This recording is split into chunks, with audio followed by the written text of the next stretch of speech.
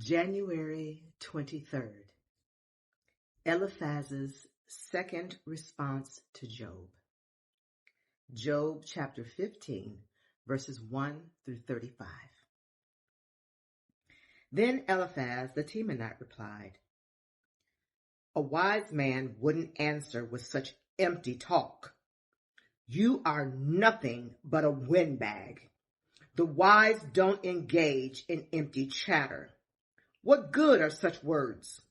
Have you no fear of God, no reverence for him? Your sins are telling your mouth what to say. Your words are based on clever deception. Your own mouth condemns you, not I. Your own lips testify against you. Were you the first person ever born? Were you born before the hills were made? Were you listening at God's secret counsel? Do you have a monopoly on wisdom? What do you know that we don't? What do you understand that we do not? On our side are aged, gray-haired men, much older than your father. Is God's comfort too little for you? Is his gentle word not enough? What has taken away your reason? What has weakened your vision that you turn against God and say all these evil things? Can a mortal be pure? Can anyone born of a woman be just? Look, God does not even trust the angels. Even the heavens are not absolutely pure in his sight. How much less pure is a corrupt and sinful person with a thirst for wickedness? If you will listen, I will show you. I will answer you from my own experience, and it is confirmed by the reports of wise men who have heard the same thing from their fathers, from those to whom the land was given long before any foreigners arrived. The wicked writhe in pain throughout their lives. Years of trouble are stored up for the ruthless. The sound of terror rings in their ears, and even on good days they fear the attack of the destroyer. They dare not go out into the darkness for fear they will be murdered. They wander around saying, "Where can I find bread?" They know their day of destruction is near. That dark day terrifies them. They live in distress and anguish like a king preparing for battle. For they shake their fists at God, defying the Almighty. Holding their strong shields, they defiantly charge against him. These wicked people are heavy and prosperous. Their waists bulge with fat. But their cities will be ruined. They will live in abandoned houses. They are ready to tumble down. Their riches will not last, and their wealth will not endure. Their possessions will no longer spread across the horizon. They will not escape the darkness. The burning sun will wither their shoots, and the breath of God will destroy them. Let them no longer fool themselves by trusting in empty riches, for emptiness will be their only reward. They will be cut down in the prime of life. Their branches will never again be green. They will be like a vine whose grapes are harvested too early, like an olive tree that loses its blossoms before the fruit can form. For the godless are barren. Their homes enriched through bribery will burn.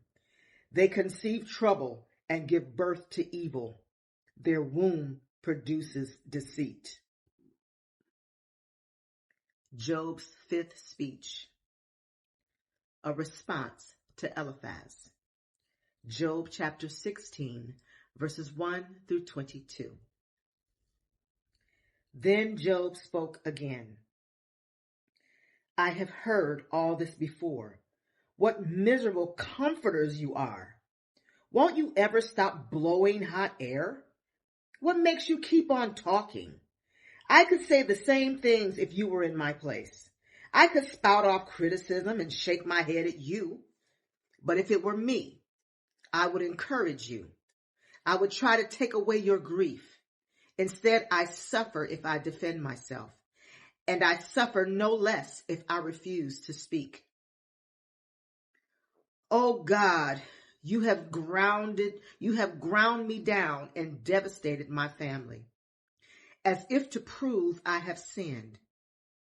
You've reduced me to skin and bones. My gaunt flesh testifies against me. God hates me and angrily tears me apart. He snaps his teeth at me and pierces me with his eyes. People jeer and laugh at me. They slap my cheek in contempt. A mob gathers against me. God has handed me over to sinners. He has tossed me into the hands of the wicked. I was living quietly until he shattered me. He took me by the neck and broke me in pieces. Then he set me up as his target, and now his archers surround me. His arrows pierce me without mercy. The ground is wet with my blood. Again and again he smashes against me, charging at me like a warrior. I wear burlap to show my grief. My pride lies in the dust. My eyes are red with weeping. Dark shadows circle my eyes, yet I have done no wrong, and my prayer is pure. O earth, do not conceal my blood. Let it cry out on my behalf. Even now my witness is in heaven. My advocate is there on high. My friends scorn me, but I pour out my tears to God. I need someone to mediate between God and me, as a person mediates between friends. For soon I must go down that road from which I will never return. Job continues to defend his innocence. Job chapter 17, verses 1 through 16. My spirit is crushed, and my life is nearly snuffed out. The grave is ready to receive me. I am surrounded by mockers. I watch how bitterly they taunt me. You must defend my innocence, O God, since no one else will stand up for me. You have closed their minds to understanding, but do not let them triumph. They betray their friends for their own advantage, so let their children faint with hunger. God has mercy. God has made a mockery of me among the people. They spit in my face. My eyes are swollen with weeping, and I am but a shadow of my former self. The virtuous are horrified when they see me. The innocent rise up against the ungodly. The righteous keep moving forward, and those with clean hands become stronger and stronger. As for all of you, come back with a better argument, though I still won't find a wise man among you. My days are over. My hopes have disappeared. My heart's desire are broken. These men say that night is day. They claim that the darkness is light. What if I go to the grave and make my bed in darkness? What if I call the grave my father and the maggot my mother or my sister? Where then is my hope? Can anyone find it? No. My hope will go down with me to the grave.